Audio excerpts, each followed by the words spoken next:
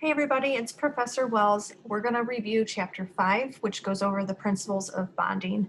Some of this stuff is going to sound kind of familiar to you, especially since we've already gone over sealants. So this will be a quick review on some aspects of this.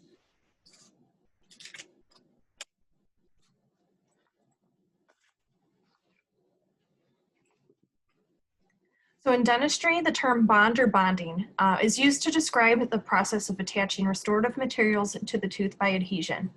When describing some cosmetic restorations, such as porcelain or composite veneers, even filling material, patients will often use the term bonding.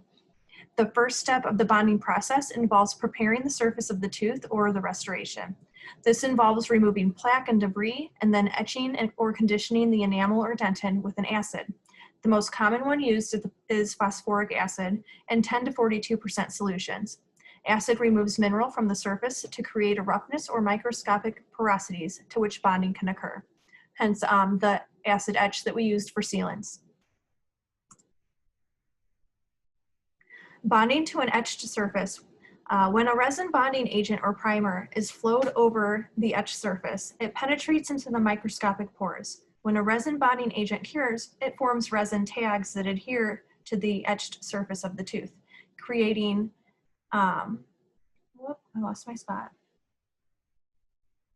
creating a mechanical bond called micromechanical retention.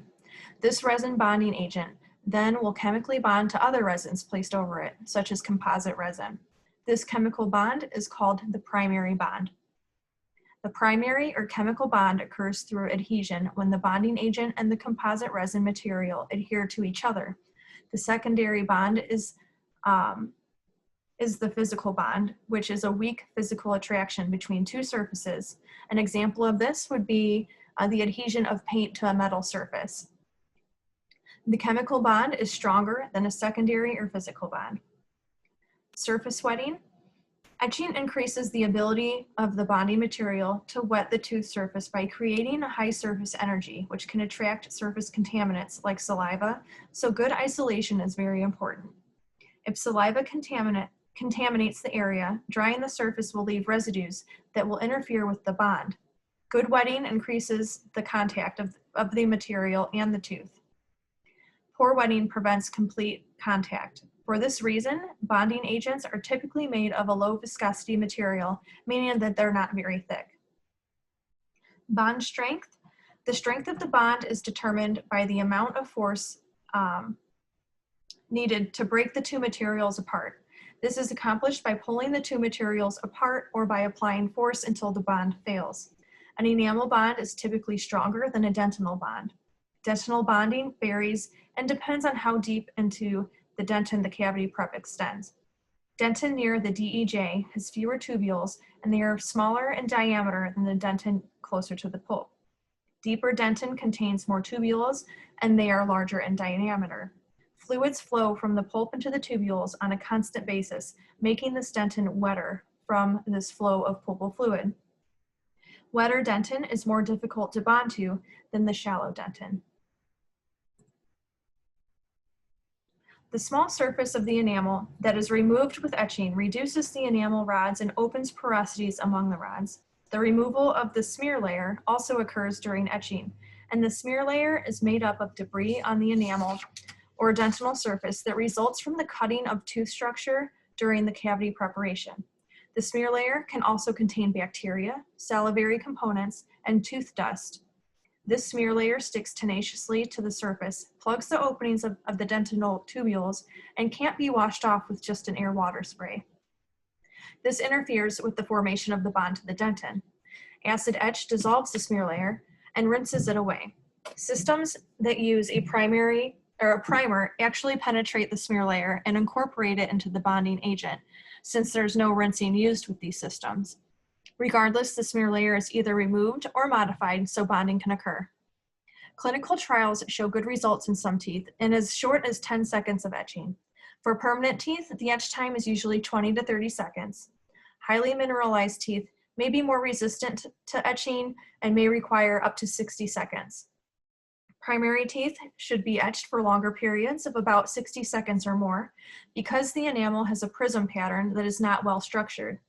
Etching should take approximately 20 to 60 seconds, depending on the manufacturer's instructions and the type of procedure being completed.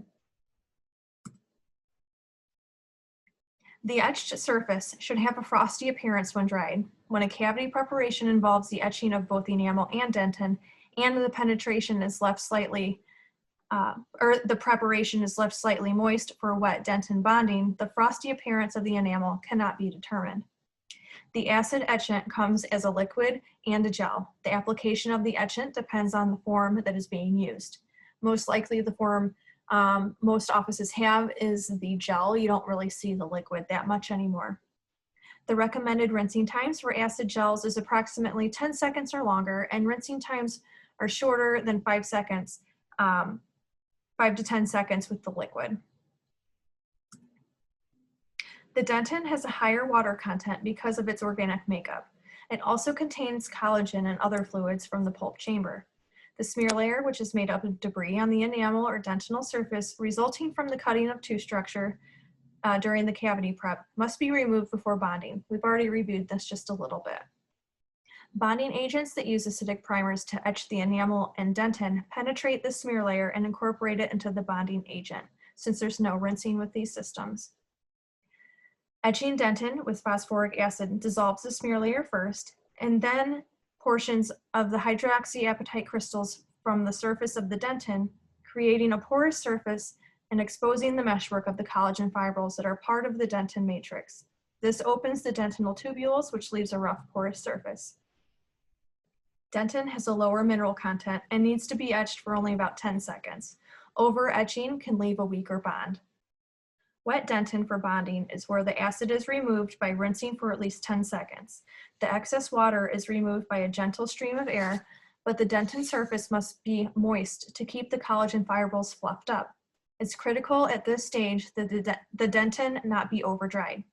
If it's dried too much, the collagen fibrils collapse and form a dense surface that occludes the tubules and blocks adequate penetration by the dentin bonding resin. Too much water remaining makes it difficult for the resin to displace the water trapped in the collagen fibrils and produces a potential source for leakage. Both over-drying and under-drying can produce an incomplete seal and much weaker bond. Having a good seal will eliminate bacterial leakage and post-op sensitivity. Bonding agents are low viscosity resins dissolved in solvents, typically acetone or ethyl alcohol, that penetrate porosities in the tooth surface created by etching. Bonding of agents for enamel requires only a single component, a low viscosity liquid. When the resin is cured by a chemical process or by light activation, it locks into the microscopic spaces and irregularities, producing resin tags. The resin tags secure the resin to the enamel and create a very strong bond. Contaminants on the surface, such as saliva or blood, can dramatically lower the strength of the bond to the enamel. This is the major reason why good isolation is so important. Bonding agents for dentin are viewed as two components. One, the resin primer that penetrates etched dentin and enamel and lays down the resin layer. And two, adhesive resin that is applied over the primer. The two resins chemically bond to each other. The initial resin prepares or primes the tooth surface, and the second resin chemically bonds to the primer. The primer, which is made up of hydrophilic monomers and molecules, is placed first and is dried before curing to remove the solvent, and the remaining water. Manufacturers have tried to make the prime and bond process a little simpler by combining the two, and this makes the application process a one-step process instead of two. The first step of bonding to dentin requires the primary to penetrate water on the surface of the tooth. In order for the resin to penetrate through the water, it must be dissolved in a solvent that can penetrate water and carry the resin with it. The solvents allow the resins to penetrate water on the dentin and in the tubules, and to penetrate around the collagen fibrils and porosities in the tooth surface created by etching. Solvents are primarily acetone, ethanol, or a combination of ethanol and water. Generally, the solvent makes up most of the bonding agent, about 60%. It's very important that the bottle of bonding agent be recapped immediately to prevent evaporation of the solvent, which can lead to gradual thickening of the resin with less ability to penetrate the etched dentin. The first generation bonding agents are those dentists in the 1970s used. The dentist would etch the enamel with acid and place a self-cured unfilled bonding resin on the enamel only. By the late 1970s and early 1980s, both enamel and dentin bonding agents, which are the second generation, were being used, and they were light cured. The dentin still was not etched. This only allowed bonding to the smear layer of the dentin and resulted in a very weak bond. In the third generation bonding systems, the dentin was etched, but not for very long, and then it was dried. So bonding resin did not penetrate the dentin surface correctly. In the early 1990s, etching both enamel and dentin with phosphoric acid, called total etch, was an acceptable technique. The fourth and fifth generation systems used primer and bonding resins. The fourth generation is a 2-bottle system, and the fifth generation is a 1-bottle system, where the primer and bonding resins are both combined. In the later part of the 1990s, the 6th generation systems were called the self-etching systems. The primer would etch and prime the tooth at the same time, and the etching with phosphoric acid was not required. These systems had primer and bonding resin in separate bottles. In the early 2000s, the 7th generation systems were self-etching materials, which were improved so that the components are contained into one bottle. The 8th generation is not on the market yet. It's anticipated to be more universal and compatible with all light, self, and dual cured resins. So just so you guys understand a little bit, what this is basically saying is that it went from a 2-bottle system to a 1-bottle system. In the 1970s, you had to do the etch and then the primer and the bond. So what they're trying to do is make it simpler for the assistant to place the filling. The more steps involved, the more lengthy the procedure, the longer the patient has to keep their mouth open, the more likely that that cavity prep can become contaminated. So the simpler that we can make the procedure, the better. The selection of a resin bonding agent and its mode of cure is dependent on the type of restoration materials being used. There's 3 modes of curing. Light cure, which is the most common. We use this when we place sealants. This uses a light in the blue wave range to activate a chemical that reacts with an initiator to set off the polymerization reaction. The second mode is a self-cure process, where a chemical reaction occurs when 2 resins are mixed together. One of these contains benzoyl peroxide as an initiator. The third mode is a dual cure process. It uses a combination of self-cure and light cure and is activated by light or can cure chemically without the light. All bonding systems have 3 main steps in common: etch, prime, bond. Remember that. Etching with either phosphoric acid or an acid primer, priming with the hydrophilic monomers and a solvent that penetrates the etched surface, and bonding with hydrophobic bonding resins to seal etched surfaces and to chemically bond to composite resin or a resin-luting cement. So the 3 things that you want to remember: etch, prime, bond. Restorations can leak when they're not completely sealed at their margins. Leakage usually occurs at the microscopic level, called microleakage, and permits fluids, bacteria, and debris to enter the cavity preparation. Microleakage can result in recurrent decay and failure of the existing restoration. It can also be caused by shrinkage of composite resins when they cure or from restorations placed without bonding, such as conventional amalgam restorations. When restorative materials expand and contract with temperature variations at a different rate from the tooth structure, remember that this change in volume of the restoration is called the coefficient of thermal expansion. So when the restorative material expands and contracts with the variations of temperature at a different rate from the tooth structure, percolation can occur. This is when fluids and bacteria, percolate or flow into and out of the gap at the interface of the restoration of the tooth. Cold foods or fluids cause contraction of the restoration and widening of the gap.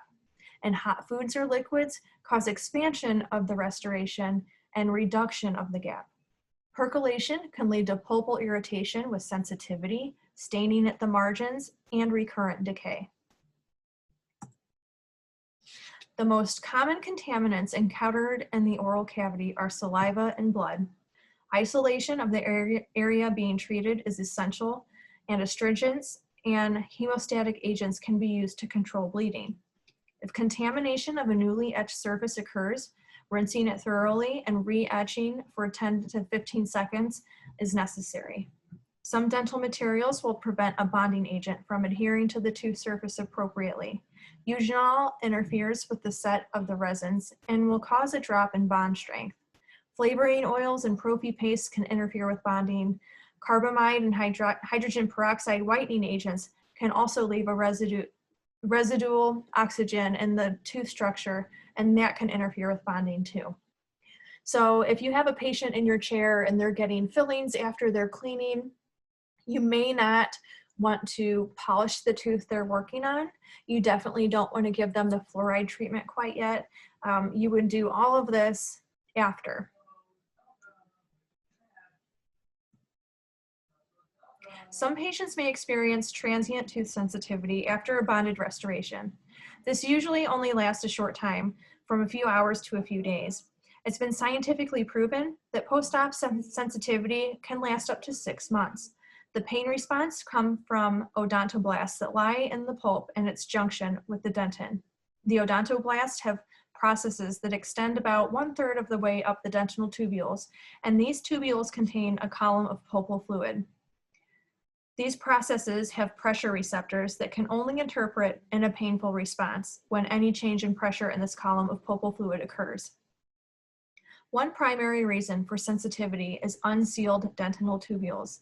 Etching opens these tubules, and if they are not properly sealed, a number of things can influence the pressure on the fluid in the tubules and elicit a pain response. This dentinal fluid movement caused by pressure changes is called the hydrodynamic theory of tooth sensitivity. Common causes of tooth hypersensitivity include the following. The tooth has been over-dried during the bonding process, trapping air in the dental tubules.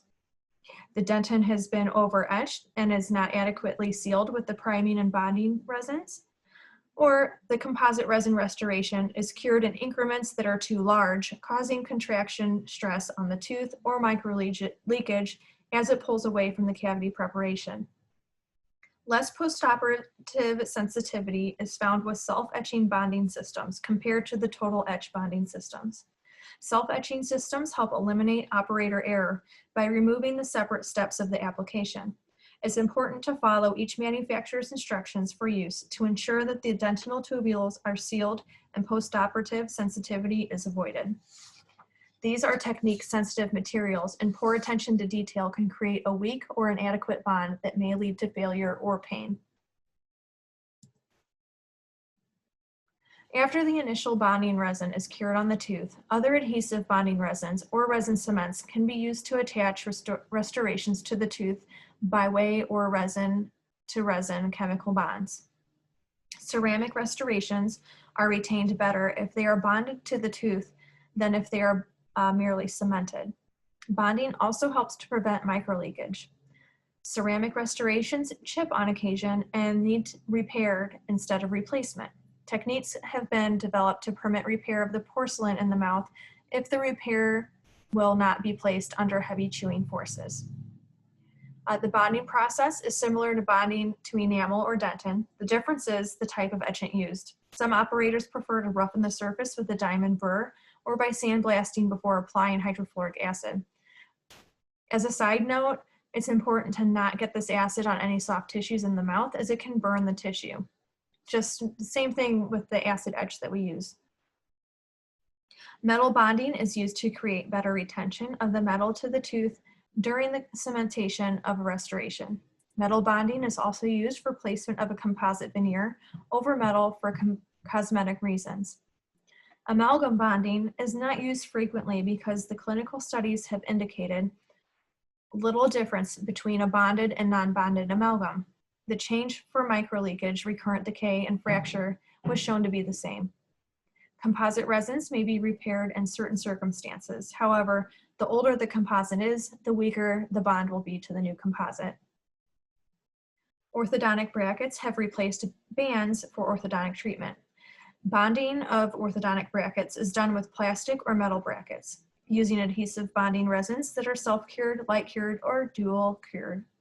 Because the metal or ceramic material will not allow light to reach and cure the resin cement under the bracket, the light is cast from all directions of the tooth to cure the resin by the light that has passed through the enamel. Ceramic veneers are a relatively conservative means of achieving anterior aesthetics. The total etch bonding systems are preferred, and the veneer will be bonded to mostly enamel. Posts are placed within the roots of the endodontically treated teeth to retain dental material used to build up missing tooth structure. Posts may be metal or non-metal and are bonded with the use of bonding agents and resin cements. I believe there's a procedure, I think it's 5-1 or 5-2 or 5-3, maybe all three of them. I think it's on page 60 to 63. If you guys want to go over the different types of bonding, this has some really good pictures and it may make it easier to understand this process. Bonding has a wide variety of uses in the dental field. The two general categories for bonding agents are total etch, which is the etch and rinse, and the self-etch, which is just etch and no rinsing. Attention to the manufacturer's recommendations and to detail is required to get good results with any bonding system being used. I know some of this stuff can be quite confusing. If you guys happen to have any questions, feel free to reach out to me. My email is hwells14@ivtech.edu.